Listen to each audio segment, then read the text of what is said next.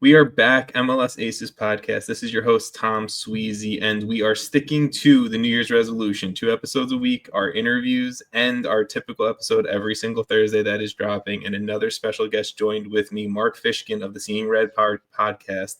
Mark, you are one of the, OG podcasters in MLS, North American soccer, all that fun stuff. I got into soccer late in my life. Obviously, I went to the blue side of New York, but I can see that. One of the first, I think, my first introductions into MLS in general was the Seeing Red podcast. Oh, wow. And I have to say, even though, again, I'm on the blue side of New York, I still listen weekly because I love Thank you. That's very kind. I appreciate that. No, of course. Well, it's a pleasure to have you on. It's a pleasure to talk with you about all things New York Red Bulls. And I'm going to go in a few different directions. My brain works at like a million miles an hour, I feel like. But the first thing that I do want to ask you about is Sandro Schwarz, the shift that we saw 2024, and obviously what we're expecting in 2025, right? I think he is a tactical masterclass genius. I loved it. I loved what I didn't know what to expect with the hire. And then as the season went on, as obviously the playoff run went on, it was unbelievable. And I think he deserves a lot more credit than maybe the casual general MLS fan might give. I think the Red Bull fan base loves him. What do you make of what Sandro Schwarz does differently than maybe previous Red Bull managers, and kind of how he has this team or had this team at the end of last year firing on all cylinders? Well, first of all, I want to talk about Schwarz as a person because he is as light and enjoyable and funny and loves to laugh as any German I've ever met. I mean, he loves to joke around with the staff, with the media. He's just a really nice guy. And keep in mind, he's replacing Troy Lesesne, who was also, in his way, I think, a terrific individual. So there's that for sure. I think a willingness of being not married to a set of tactical formations, as he says, the principles don't change, just the formation may change. Mm-hmm. And so as New York entered the playoffs and obviously really kind of stumbled down the stretch without Emil Forsberg, who was so important to their success in 2024, going up against the Columbus Crew, who I think many fans and pundits understood were playing, other than Miami, the best soccer in the league. It was attractive. It was fun. Cucho Hernandez, Wilfred Nancy, Yaya Boa, like they were just playing at a different level. And New York realized that they had to turn up the press even further at Columbus. And so they went with, a 3/5 in the back. And in that first game at Columbus, where New York got a goal from Felipe Carvalho and then made it stand up, which I think obviously set the stage for the entire run to MLS Cup. The center backs were pressing in the attacking half. I mean, they threw everything at Columbus, and Columbus, they cracked once, and then in the second leg at Red Bull Arena, they cracked a couple of times more. And so I think what I really love about Schwarz is his willingness to change things up if things aren't going well. He is a real strong tactician, and he would talk. When we get him in the press room, he would just talk tactics the entire session. If you got him, you got to ask about players and injuries and vibe and all that. But he just wants to talk tactics at the end of the day. Do you think and obviously, right, you just said formation may change, but the system stays the same, right? Do you think, I know I'm about to ask a formation question now, but do you think that what is that 3-4-1-2, whatever you want to consider it, is going to be the prime formation that we see? Yeah, I think it is. New York doesn't go out and get a Tim Parker as a CB4 unless you're going to play with 3 center backs, right? And, think about, they brought in Alexander Hack from Germany. They've got Sean Nealis. They have young Noah Ayla. Now they've got Tim Parker, who is a starter in the league but may not start for the Red Bulls. Then you have a Dylan Nealis who can do it in a pinch. you got Kyle Duncan, and then you have wingers that are absolutely going to be flying up into the attack. So yeah, I mean, I think you are going to start that way, and I think Sandro will take what every game gives him, and they may change on the fly. I mean, the goal is to confuse the opponent and to be unsure about what the other team is going to do. So I think absolutely they're going to start with 3 in the back, 3-4-1-2, and then figure it out from there. Yeah. I'm not going to go down every single player addition, it's all good, all of that stuff. But what does the return of Tim Parker to this organization mean? Because, right, you mentioned it. Hack came in. You have a strong center back. I think personally one of the best center backs in the league, and Sean Nealis. I'm a Long Island guy, so maybe I'm a little biased there. You got another Long Island guy coming back. Exactly. But Tim Parker, Long Island guy. I met his parents. I was working at a shop right at the deli section out in Long Island, and his parents came in. I served them half a pound of ham. It was great. His dad was wearing a Vancouver Whitecaps Tim Parker jersey at the time, so I asked about that because, MLS guys. But right, what was the return of someone who, I think whatever it was, Parker's almost had 100 appearances with the club. He'll probably break that now. Yeah. What does the return of that guy to this organization mean? Yeah, after Ryan Mara retired, he was really the last link to a whole bunch of history. I mean, you don't see players staying with the team for 13 years anymore, clearly. And so now with Parker's return, Parker is now the last link to the Shield years for the club. His last year, he started in 2018 when New York won their third of 3 Shields. And it was Sean Nealis who joined the club in 2019, who was the next most tenured Red Bull. So he I think, will bring back to the team good vibes when they were contending in MLS. And I think it'll be he'll excuse me. Sorry, he'll provide meaningful depth at center back. I mean, a Hack, Parker, Sean Nealis center back. I mean, you've got 3, iron statues there that defenders are going to have to work around. I would not want to be a small attacking player trying to work their way through that group of players in particular. And then I think you have to give it to Noah Isla. I think while he certainly didn't have a great 20 minutes at MLS Cup, he took huge strides over the course of the year, and he's going to come back and be a better player. So, I think he provides a different option. He knows what Red Bull soccer is, and I think fans are very happy to have him back. You mentioned knowing what Red Bull soccer is, and I think that is one thing that I love giving credit to the Red Bull organization is obviously the youth development is big, but I think the presence, the essence of what Red Bull soccer means from the senior team all the way down. Like you saw Daniel Edleman, right, come up into the senior team. I got to see him play out in Montclair. His talent off the charts, and now he makes the senior team. And you saw how much winning in a Red Bull uniform, in a Red Bull jersey, meant to him. His partnership along with Felipe Carvalho at the end of the year, even with Peter Stroud and Ronald Donker at certain parts of the season, do you think he is again, you also said players don't stick around too long, but do you think he's future captain material for the New York Red Bulls? Because it certainly feels like it.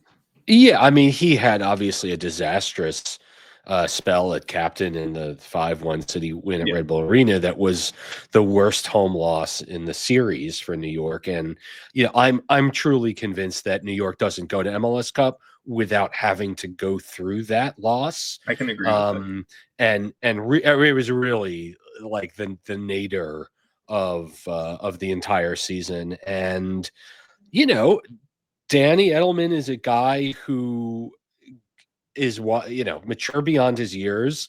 The first one to say, that was a stinker. That was not a good performance. He's a captain of the U20 national team. Obviously, he has international, I think, aspirations, and I absolutely can see him in the future moving on. I mean, listen, he is while his engine cannot be bested, right? I mean, he is among the league leaders in miles run every Yeah. single week in the league. He's slight. And because he's, and I'm not saying he doesn't get stuck in. What I am saying is he finds himself on his butt a lot every single game. He gets physically beaten most games, and I wonder what the long-term effects of finding yourself injured on the ground. I mean, it's part of the role as the 6, right? You're throwing your body in there to get to break up plays. I'd like to see him get a little more meat on his bones personally. But I think he is a terrific talent, and I definitely could see him moving on. Not this year, but after Tolkin departing when we were expecting it for 18 months. Like I wouldn't put I maybe would start Danny's clock at 18 months right about now, and we'll see how it goes.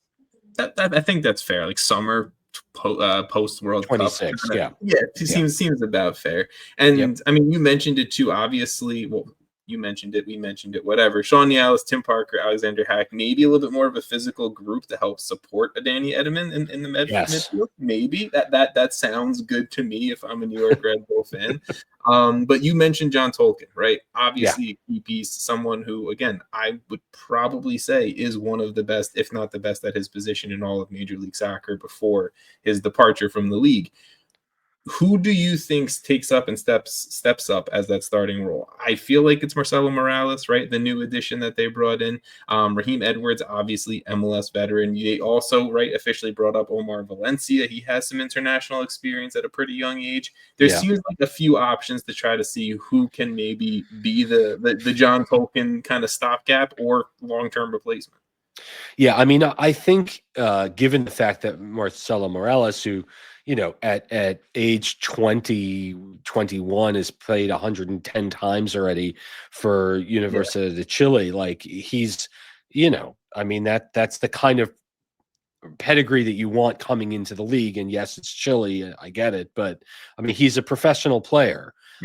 I think the Raheem Edwards signing is going to be great for New York because it gives Morales cover to get acclimated to the way MLS works. And it wouldn't surprise me. I mean, the thing about Edwards is he's played at least 25 games every year the last 4 seasons. So he's incredibly durable. I watched him in the first game against oh goodness, who were they playing the other day in San Jose in Coachella. I did not find Edwards' distribution into the final third to be exacting, and I am going to give him the benefit of the doubt to be like he doesn't know exactly what his forwards' tendencies are ahead of him. He was kind of where attacking opportunities went to die a little bit during that match, but again, it's preseason. He just got there. I think you're going to see over the course of the season Morales begin to work his way into the starting lineup. I think it's great that New York went out and got a player like Raheem Edwards Raheem Edwards. But I think he's not the future at the spot. I think it's Morales, but the only question is how much time will it take? You mentioned the future, and honestly, a nice little transition into the next player I want to ask about really quickly. But if I mispronounce his name, apologies to him. But Adri Mehmeti, Adri Mehmeti, Adri Mehmeti, thank you. Yeah. The American and Albanian youth national team member that they brought up. This kid's the real deal, right? Like this kid is the one that MLS fans will be probably knowing in 24 months from now, maybe sooner.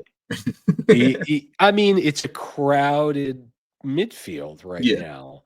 But by all, I mean, I asked Schwartz in our presser with him a week ago, Sunday, our preseason presser before the team headed to Coachella. I'm like, Adri Mehmeti, and his eyes just got really big. And he was like, he's like, he is. I mean, I don't.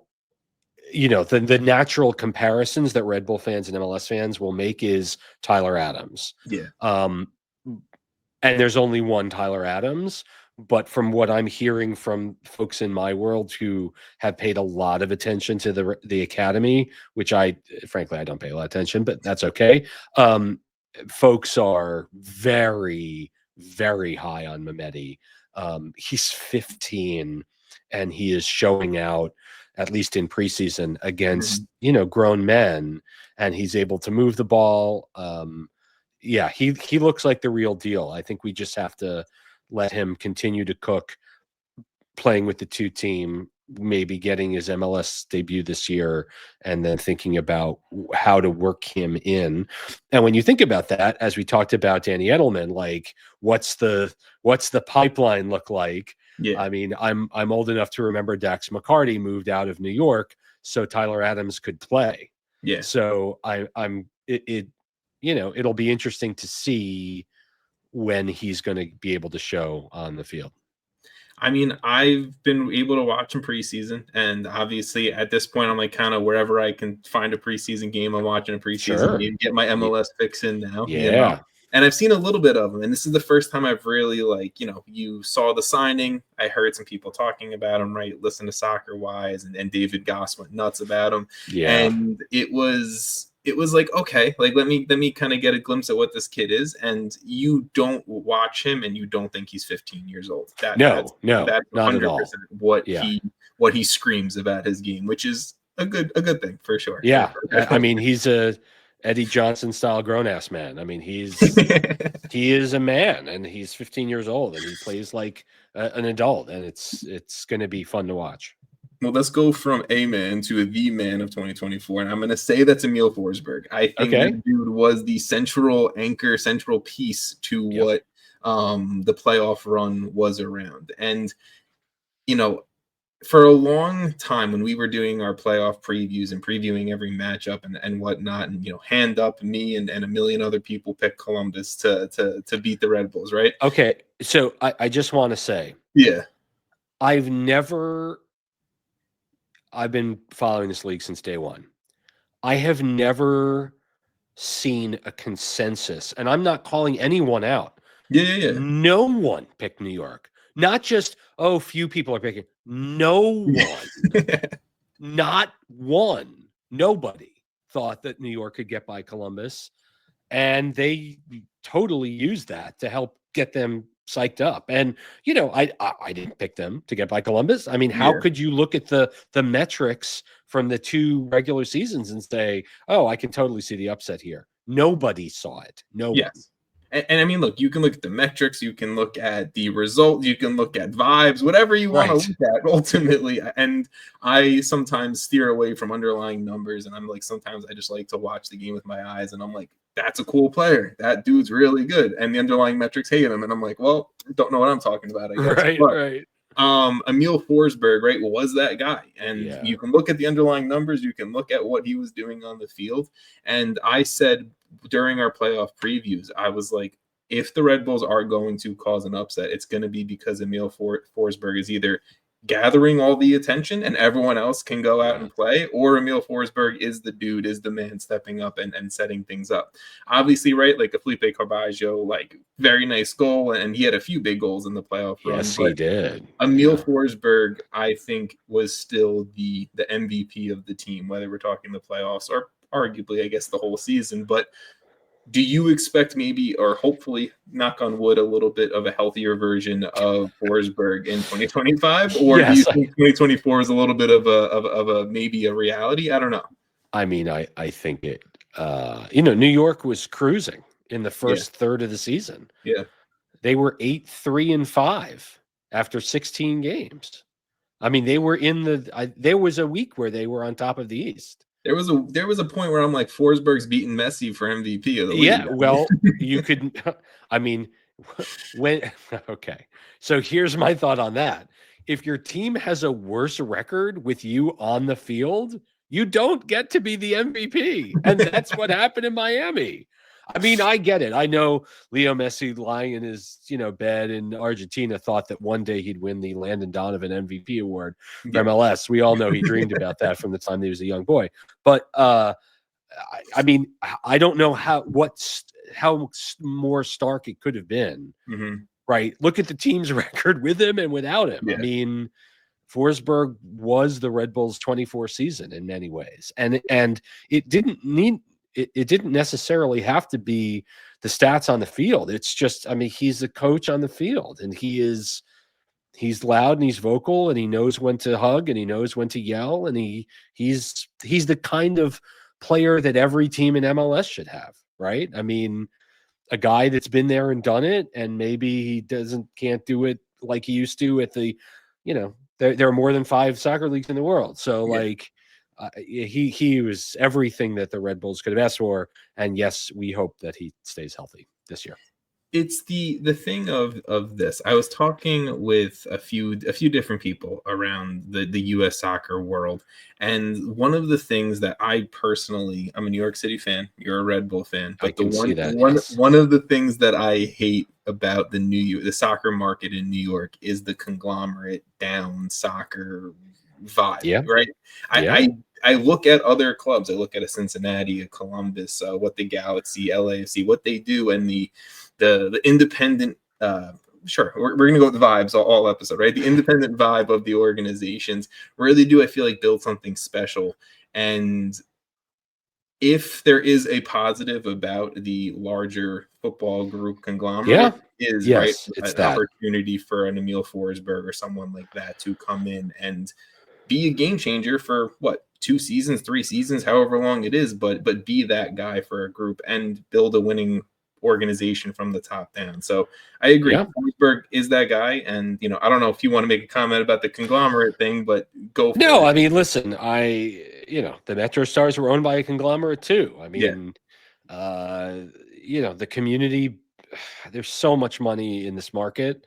I don't have to tell you, Tom, the idea that, these 2 giant football corporations have, purchase these teams and are doing whatever they're doing with it. I agree. I look at Cincinnati, I look at Minnesota, I look at LAFC, I look at Seattle and Portland, and there isn't anyone in this market that cares about the game enough to make it a community club. But the argument is on its side in a way, because what these 2 organizations are doing in terms of youth development and what they are doing in growing the game, and they are what they are, but they're also leaning hard. I can tell you how hard the Red Bulls lean into the community building piece of it, and the youth development program and the regional development program that funnels the kids into they're out in the community, and they're doing good works, and they're doing the mini pitches, and they're doing the things that they need to do.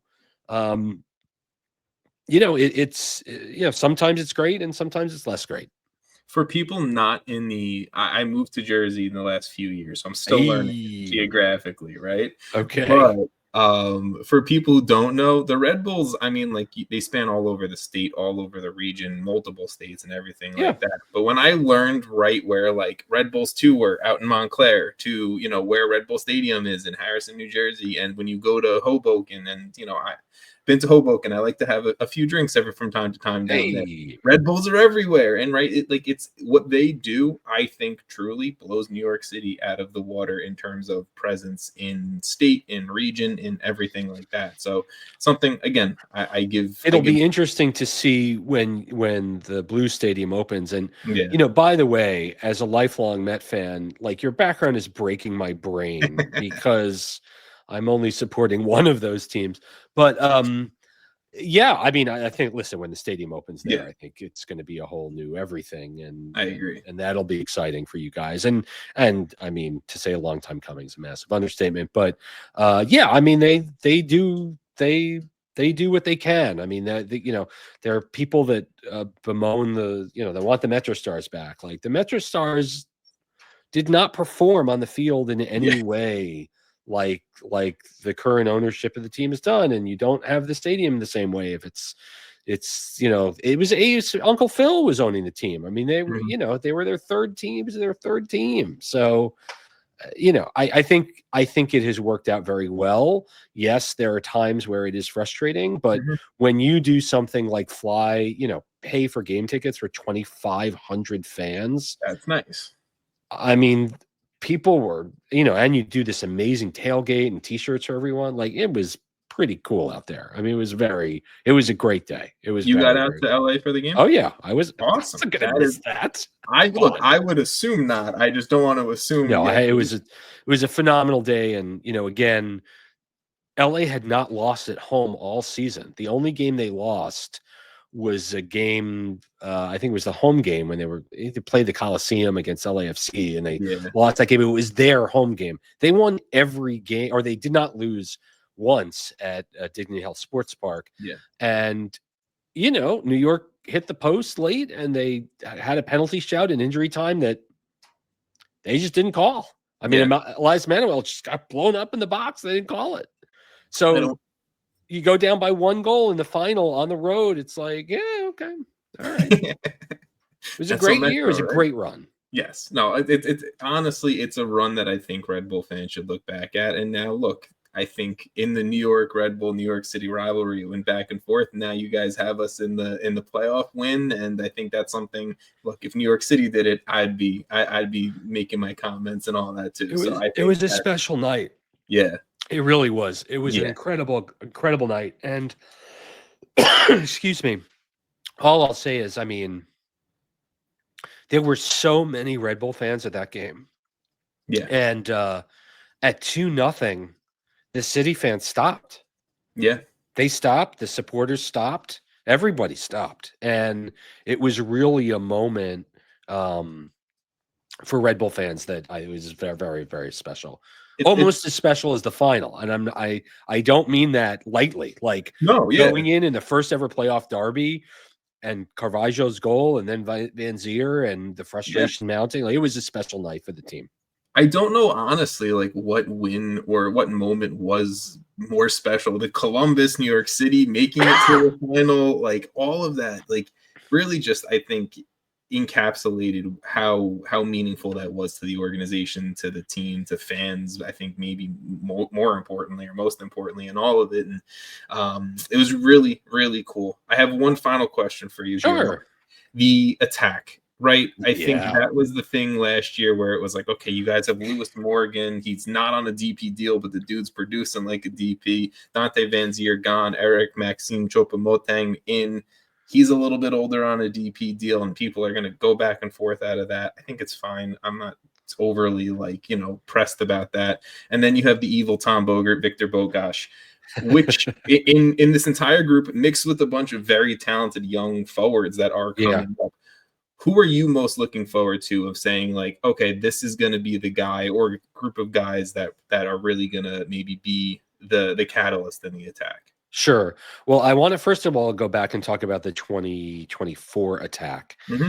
In the playoffs, New York got 1 goal from their forwards. Yeah. And it was Dante Van Zier's opportunistic, throw a leg at the ball, goes in. Is he onside? Oh, look, he was. Yay, terrific. And that was it. Yeah. The last 2 goals New York scored to get to MLS Cup, the last 2 goals of the season, one to get to MLS Cup was a header by Andres Reyes, and then in the game itself, it was Sean Nealis with the goal. The second ever Red Bull player to score in an MLS Cup. So this year, we've got, obviously, Lewis Morgan, who just signed a new 2-year deal, which is phenomenal. We've got Eric Choupo-Moting, who I don't know. Like, I don't know how many games he's going to play. And this is an unforgiving league, and he's 35 years old, and he hasn't scored double-digit goals in a really long time. And, is New York better served playing a combination of Serge Goma and Julian Hall if he isn't sold to Barcelona for $1 million billion gajillion dollars, which is the rumor today, or Victor Bogac, who has broke the all-time Polish second division transfer record. Look at you guys. They really like this guy, man. I mean, New York has certainly flamed out on a number of their forwards since BWP left. I mean, a lot. It's happened a lot. Mm-hmm. And so, I mean, I don't know. I mean, do you throw a kid on, see what they can do, and then bring on Big Choop at, the 65th minute against a tired defense, and he's a big guy and he can hold up, turn and shoot? Maybe. I think when I was on like it. When I was on Soccer Wise talking to Bogert and to David Goss, and they said the over under on his appearances is 17.5. What do you take? Or it starts, excuse me. His league starts. Yeah. And whoever it was, I don't know. His Bogert went over, so I felt I had to take the under. Like, could he start 20 games? Sure. Like, can he stay healthy? I mean, the other thing to consider is, New York's going for all the trophies. They understand they're in Open Cup, right? 5 wins to get you to CONCACAF. That's it. They're in the Leagues Cup. Okay, whatever. I don't know. Okay, sure. So, and they're playing for the Shield and they're playing for MLS Cup. So you're going to need that depth up top. And I think the opportunity, I would love to see finally what a Serge Goma can do coming into training camp healthy, starting the season healthy. I want to see Julian Hall's stock continue to go up. He's 16 and eager to see what Bogac can do. He's big. He's tall. I saw him at practice and it was like, oh, okay. We'll see what he brings. I mean, he may spend the entire season in Montclair. Who knows? But it's exciting nonetheless. No, look, I'm not turning this back to New York City. For me, New York City is a lot of youth, and I think it's really up in the air whether they pan out or don't. For me, the Red Bulls, it's not if, it's when these guys are going to pan out, and I think that's what makes me, if I'm a neutral looking at this team, makes me confident that the Red Bulls will still remain in the top 4 in the Eastern Conference in 2025. I think it's possible. That's all I'm saying is I think I don't think for New York City that's possible right now.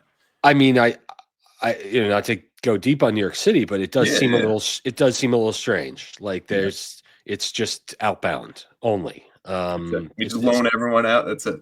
It's a little strange. Yeah, I mean, if New York's run proved anything this year, it's that it's just about making the tournament, and then you can figure it out. And that's, of course, what Ronnie Dela famously said.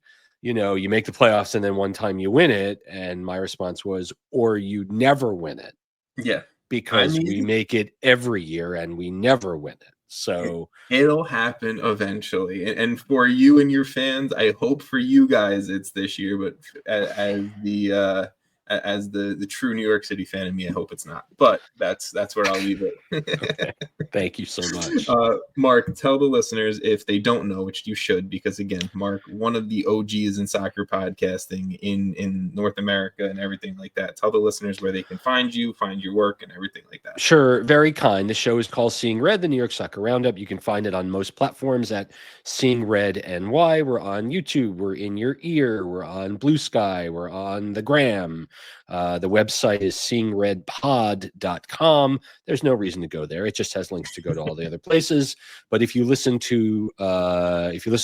a listener, rather than a watcher, just search Seeing Red Soccer and we'll pop right up. And Tom, it's great to do this. And thank you so much for the invite.